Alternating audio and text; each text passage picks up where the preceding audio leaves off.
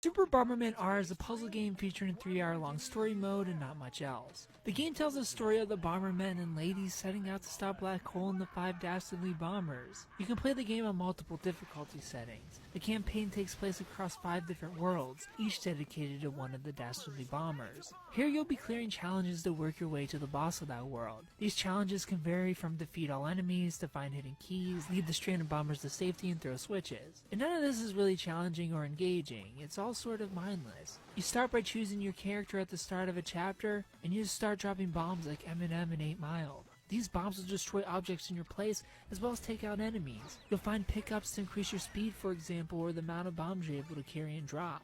But you use these rules of bomb dropping and enemy slaying to complete these tasks. And none of these levels really get too challenging to solve or even thought-provoking. There are a few, especially in the ice levels toward the end, but they're too few and far between.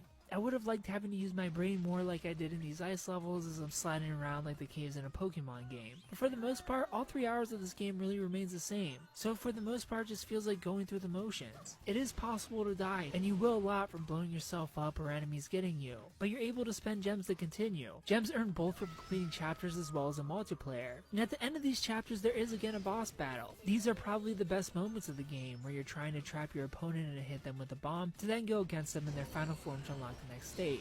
These moments before the final showdown do offer a bit of challenge and are better than the boss battle showdowns themselves. Outside of the campaign, there is a multiplayer mode where you're facing 4 opponents to try to take each other out, be the last bomber standing. You can play locally as well as online, but I found it to be impossible to find enough players online to get any matches either ranked or unranked. So unfortunately, Bomberman doesn't realistically go beyond its 3-hour campaign, which is a shame. Sure, you can grind for cash to unlock the many characters, but for what?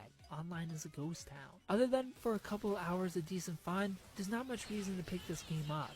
I give Super Bomberman R a 6 out of 10.